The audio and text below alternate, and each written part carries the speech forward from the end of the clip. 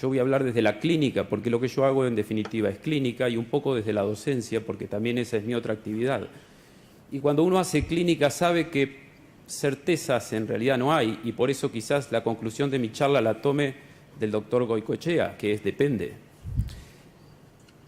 Y entonces este pequeño chiste nos permite pensar, esta pequeña anécdota aquí nos permite pensar que a veces nosotros nos encontramos frente a pacientes que vienen a buscar una respuesta.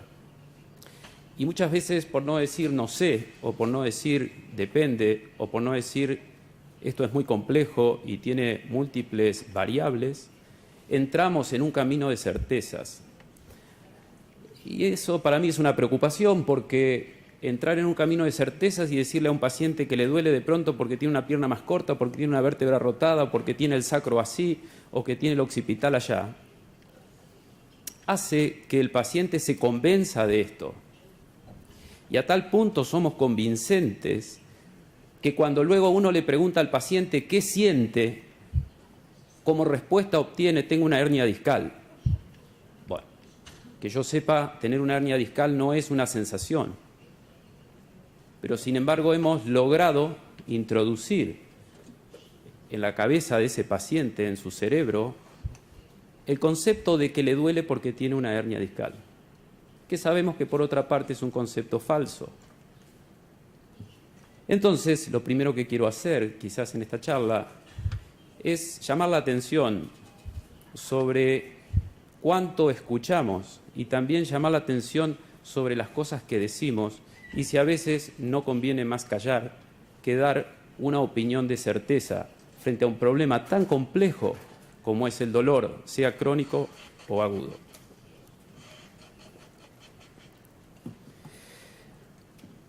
La verdad que es muy interesante escuchar cada vez más en los congresos que se ha dejado atrás esta idea de que el dolor es igual a lesión, para pasar entonces a pensar que el dolor es una modalidad sensorial compleja, en la cual, diríamos, existen los aspectos biológicos, psicológicos y sociales.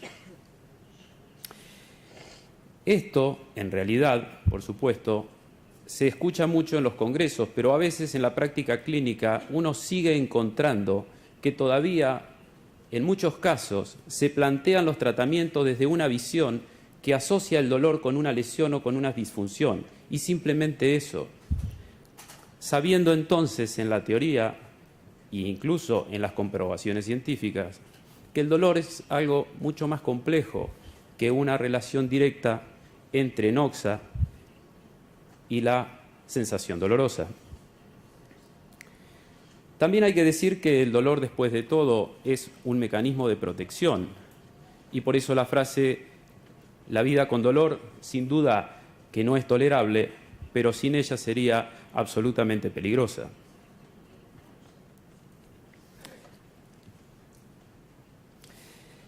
Si pensamos un poco cuál es el fundamento, la razón de ser del dolor, en principio, sin duda, que es generar una reacción. Esa es la función de ser, y esa reacción puede ser o bien la evitación o la defensa. Y por supuesto que nos conecta con un interrogante, y ese interrogante, en definitiva, es un interrogante ancestral, que es: ¿seré capaz de sobrevivir? Porque alguien con dolor, sin duda que no tiene la capacidad de moverse como quizás necesite moverse. Y quizás en nuestra vida moderna esto no está de modo en juego, porque todos creemos que vamos a poder sobrevivir ante un dolor. Pero el problema es que nuestro sistema nervioso no piensa como un hombre actual. Nuestro sistema nervioso tiene arraigado todos los años de evolución. Y en algún momento nuestra vida, con dolor, podía ser tan peligrosa que nos podía llegar a costar la vida misma. Y entonces, cuando alguien tiene una situación de dolor que lo llega a incapacitar, vive a través de este interrogante: ¿seré capaz de sobrevivir? Dentro del proceso doloroso hay una cantidad de cosas, una cantidad de variables que hay que tener en cuenta. Y por supuesto, que se han intentado múltiples definiciones acerca del dolor. La más nombrada actualmente es la que tenemos aquí, que corresponde a la IASP, y que el dolor se expresa como una experiencia sensorial y emocional desagradable, ya sea exista un daño tisular real o este sea potencial. Es una definición que no está exenta de críticas, por supuesto, pero no estoy acá yo para hacer una crítica a la definición de la IASP. Lo cierto es que esta definición aleja la vieja concepción lineal que existía entre lesión y dolor. Y por lo tanto, entonces, es superadora de esa situación.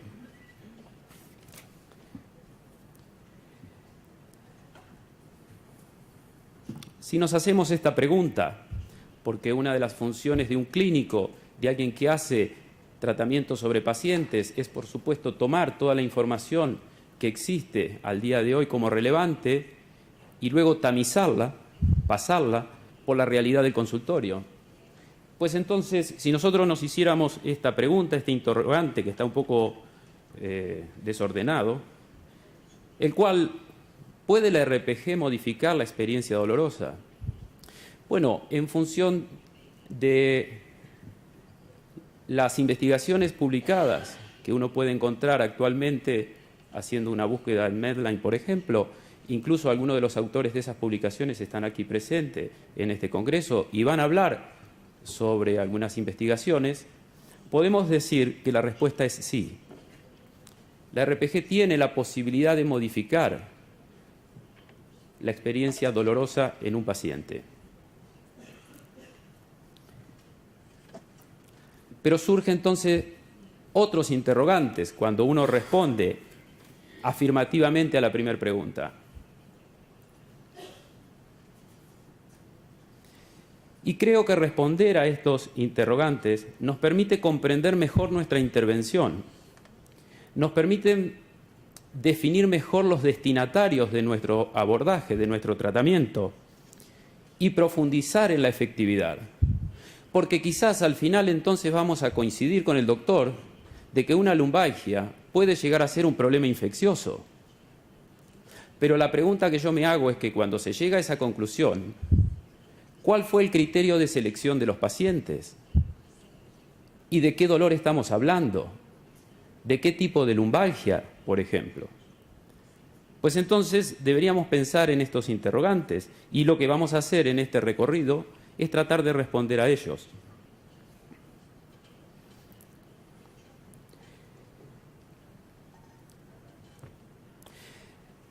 El entender mejor la propuesta terapéutica, el aislar mejor a los pacientes potenciales de tratamiento de aquellos que no tendrían un efecto con nuestro abordaje, nos va a permitir evitar frustraciones, no solo en nosotros, sino también en nuestros pacientes, que es un tema importantísimo, creo yo. Todos los días recibimos pacientes que vienen recorriendo infinidad de consultorios, infinidad de terapeutas, infinidad de terapias por los problemas que padecen. Por supuesto, pensando que cuando llegan a nosotros, llegan a la panacea, dijera Philippe, y la panacea murió. Pero entonces, si nosotros lográsemos seleccionar mejor aquellos casos donde podemos demostrar que somos efectivos, vamos a evitar entonces la frustración del paciente. También vamos a evitar la pérdida de tiempo y, por supuesto, el costo económico. Entonces creo que le podemos dedicar unos minutos a esto. La pregunta inicial es sobre qué dolor la RPG puede ser eficaz. Y un poco mi pensamiento es que podemos ser eficaz en el dolor de origen biomecánico, o al menos eso es lo que yo encuentro. Lo que se ha publicado tiene que ver con alteraciones que generan un dolor de tipo biomecánico. Ahora, ¿qué podemos entender por un dolor biomecánico, ya sea agudo o crónico? Es un dolor que ocurre cuando aparece un conflicto funcional, y ese conflicto funcional se da entre la demanda que se le pide al sistema y la capacidad que este sistema tiene de realizar esa demanda funcional que se le está solicitando. Pues entonces, en un dolor, en un conflicto de origen biomecánico, vamos a tener una pérdida de relación entre las demandas funcionales y la capacidad que el sistema tiene de afrontarlas. Y esto es un tema que tiene que empezar a ser detectado ya desde el interrogatorio. Cuando dirigimos el interrogatorio, tenemos que estar atentos a detectar qué tipo de síntomas tiene nuestro paciente y finalmente, si esto es posible de abordarse con la reeducación postural global o es un cuadro de dolor que en sí excede a nuestra acción terapéutica.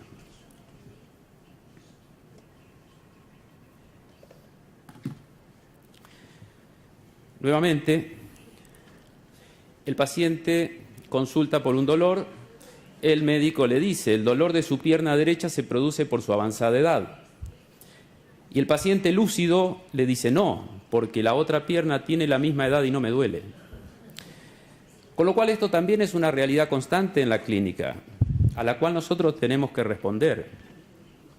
Y esto tiene que ver entonces con que dentro de este dolor de tipo biomecánico vamos a tener por un lado lo que podemos llamar la alteración funcional. Esta alteración funcional es la responsable de la hiperalgesia o de la alteración primaria en la sensibilidad, de la cual se ha mencionado hace unos instantes. Pero por otro lado, también existe en este proceso, sin duda, un aspecto relacionado con la modulación. Este aspecto relacionado con la modulación va a ser responsable de lo que llamamos la hiperalgesia secundaria. Involucra a la neuromatriz, entendiendo por neuromatriz un concepto desarrollado por Melzack, en el cual se estructura una red neuronal que está al servicio de la percepción y que es responsable de la respuesta motora, de la respuesta emocional y de la respuesta conductual relacionada con todo el proceso doloroso. Generando entonces así un patrón de conducta. Este patrón de conducta relacionado con el dolor lo denomina este autor la neurofirma y de alguna manera esta neurofirma es la que determina el patrón de reacción que va a haber sobre un estímulo determinado.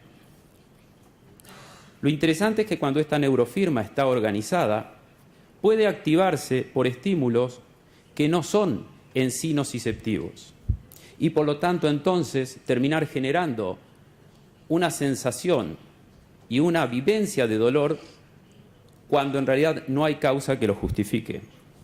Por lo tanto, podemos decir que en este caso el sistema entra en lo que denominaríamos una confusión neuronal. Por lo tanto, entonces aquí tenemos que si pretendemos abordar un cuadro de dolor y este dolor es de origen mecánico, de origen biomecánico y por lo tanto tiene asociada una alteración en la función, es necesario que nos planteemos, por un lado, modificar las barreras. Necesitamos modificar las barreras mecánicas que son de alguna manera o están relacionadas con esa disfunción. Pero no podemos dejar de lado que también tenemos que entrar a modificar el sistema de modulación sensorial.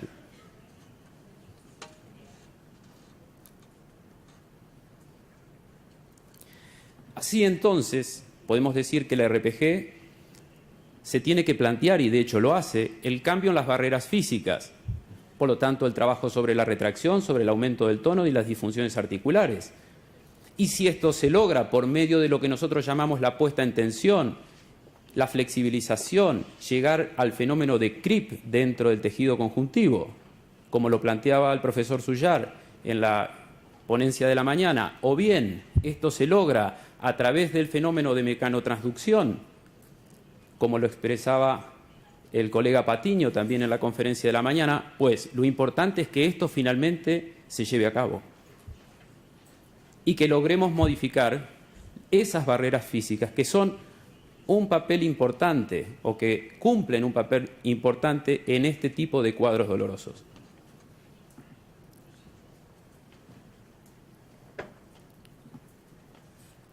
Luego, nosotros con nuestra intervención podríamos decir que podemos lograr un cambio en el corto plazo de esta experiencia dolorosa, ya sea a través del proceso de inhibición segmentaria, actuando a nivel del asta posterior de la médula espinal, a través de las interneuronas inhibitorias que van a ser a su vez estimuladas por fibras que van a llegar desde la periferia, por ejemplo, desde la piel, como lo mencionaba el doctor Goicoechea en su conferencia.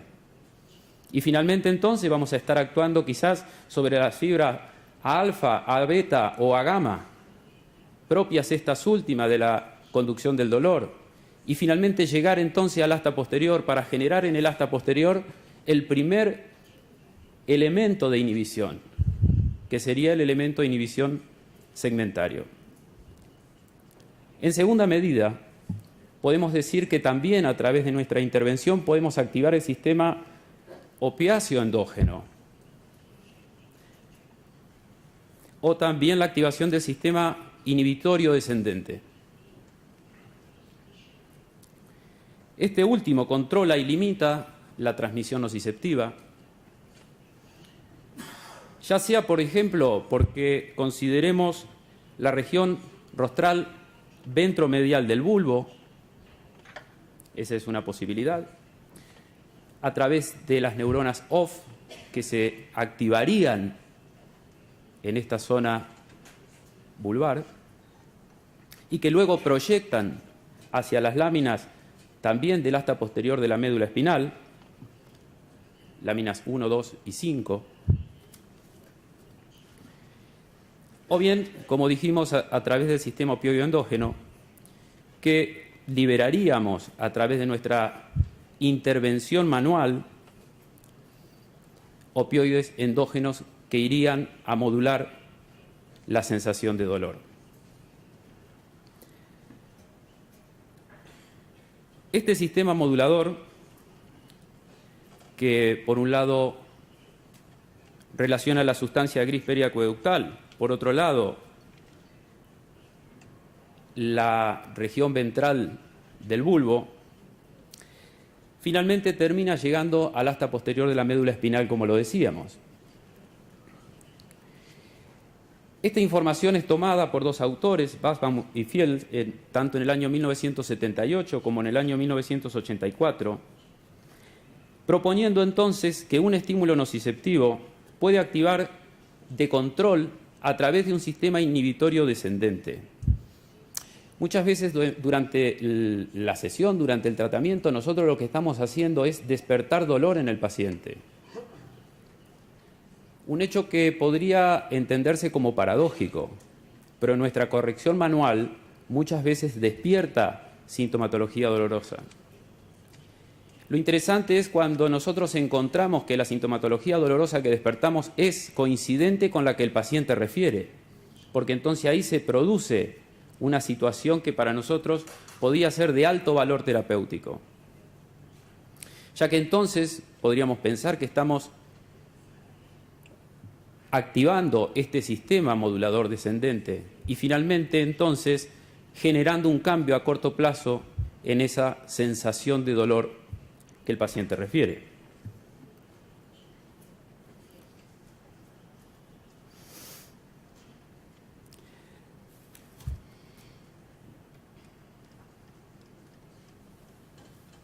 Por último, vamos a mencionar el cambio a largo plazo que deberíamos tratar de generar, y esto tiene que ver con la reprogramación del mecanismo automático de adaptación y defensa por medio del aprendizaje. Tenemos que relacionar necesariamente el concepto de modulación con el concepto de mecanismos automáticos de adaptación y defensa descrito por la reeducación postura global. Sabemos que este sistema se rige por 3 reglas básicas. En principio, salvaguardar las hegemonías. En segundo, evitar la sensación dolorosa. Y en tercer lugar, el mantener la ley del mínimo esfuerzo. Muy bien. El proceso de sensibilización central, entonces, y los mecanismos automáticos de adaptación y defensa se relacionan de modo tal que si tenemos un sistema sensibilizado, vamos a tener mecanismos de adaptación y defensa hiperreactivos. Y por lo tanto, entonces, estos mecanismos de defensa hiperreactivos generarían un bucle en el cual estarían condicionando más tono muscular y por lo tanto entonces también más posibilidad de generar sensación dolorosa.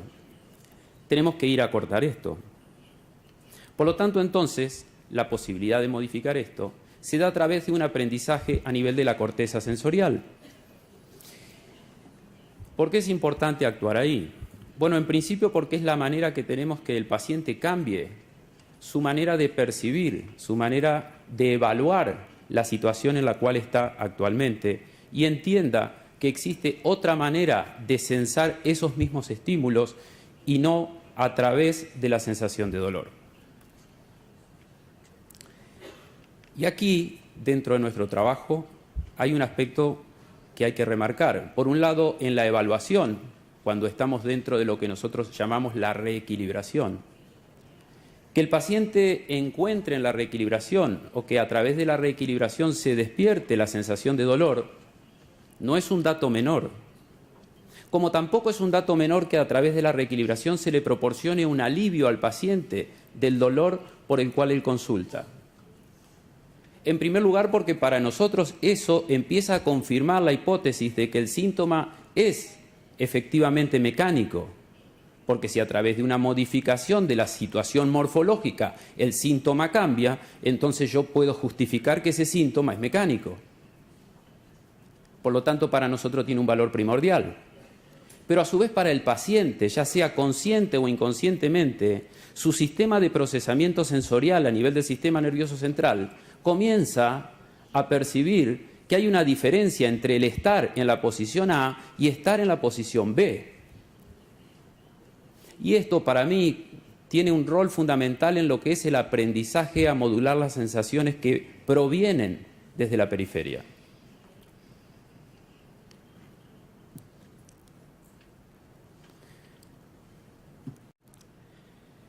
Otro aspecto importante es hablar o interiorizarnos sobre lo que podemos denominar interpretaciones y creencias acerca del dolor. Les va a parecer extraño que traiga aquí este término, que no sé muy bien cómo se pronuncia porque yo el alemán apenas lo sospecho. Pero lo cierto es que ese término que ustedes tienen ahí abajo significa bruja. Y existe una leyenda en Alemania muy antigua donde las personas creían que cuando alguien tenía un dolor lumbar había sido alcanzado por el rayo de una bruja que había disparado sobre esa persona. Bueno, esto era perfectamente creíble y así se explicaba el dolor lumbar en ese momento de la historia. Hoy tratamos de explicarlo de otras maneras, quizás dentro de unos 250, 300 años se estén riendo de nosotros hablando de la modulación sensorial. Pero la ciencia de última es así. Entonces, el paciente cuando llega a nosotros y viene con una carga importante de emocionalidad alrededor de su experiencia dolorosa, debe de alguna manera tener en nosotros una mirada clarificadora. No pretendiendo dar certezas, porque hemos dicho al principio que quizás no las tengamos, pero sí por lo menos tratando de despejar aquellas cosas que podrían reforzar la sensación fantasmal de tener un dolor y por lo tanto modificada su calidad de vida. A veces pasamos por alto este hecho fundamental de preguntarle al paciente qué miedos tiene en relación a su dolor, por ejemplo. ¿Qué dudas tiene? ¿Qué cree que este dolor va a generarle en el futuro? ¿Hace una conexión este paciente entre un hecho grave de algún familiar que tuvo un dolor semejante y su proceso de dolor actual? Son preguntas que es necesario hacer, son preguntas que es necesario por lo menos responder, porque algunas cosas sí podemos responder con certeza. Y por lo tanto, entonces, si es posible, debemos darlas.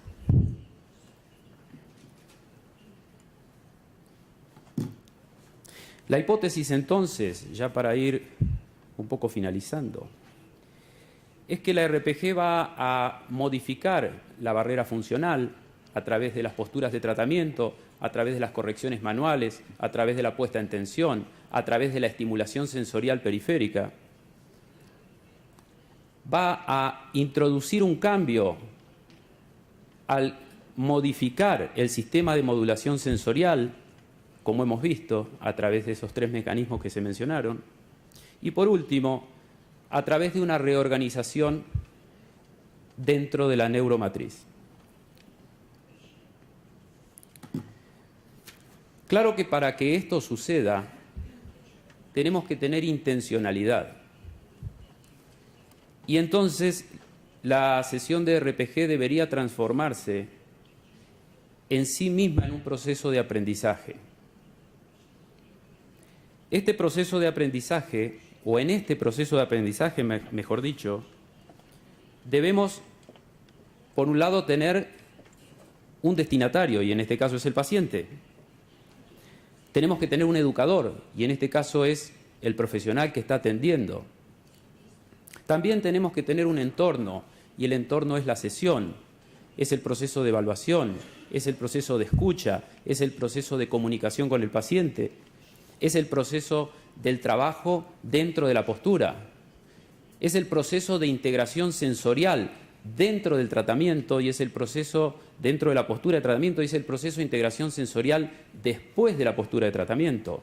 Eso de alguna manera define nuestro entorno de trabajo. Es importante que la nueva información que tenemos a administrar sea administrada correctamente, porque de eso depende también la asimilación. Pues entonces deberíamos trabajar también con qué magnitud de estímulos vamos a actuar, durante cuánto tiempo vamos a actuar y finalmente cómo vamos a distribuir esos estímulos a lo largo de la sesión. Y entonces podemos pensar que el paciente cuando atraviesa ese proceso, y no estoy hablando de una sesión, un tratamiento no se resume en una sesión, estoy hablando del proceso terapéutico que nos lleve finalmente a generar el cambio, tanto a nivel de las barreras funcionales, como a nivel del sistema de modulación, como también a nivel de la neuromatriz. Y esto es un proceso, y por eso reeducamos porque estamos en un proceso de enseñar nuevamente. Y entonces, decía, la sesión de RPG, el tratamiento de RPG se vuelve una experiencia educadora y el paciente entonces tiene la posibilidad de volver a aprender. Llegando a las conclusiones, quiero dejar aquí que pienso, en principio, que la terapia manual repercute más allá del terreno donde ejerce su acción directa. Hemos tenido charlas excepcionales acerca de los procesos químicos, charlas increíbles también a nivel de los procesos químicos, a través de los procesos neuronales. Entonces, ejerce una acción más allá.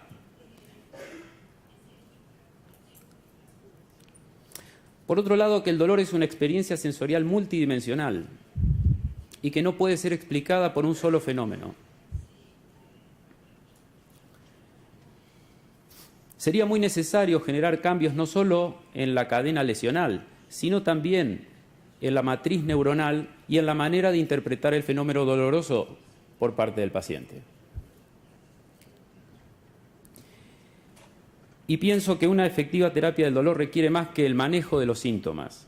Requiere un estado de sensibilización normal, eliminando la reactividad dolorosa y, por lo tanto, sacando al paciente de esa situación clínica en la cual muchas veces se ve cronificado. Sin más, muchas gracias.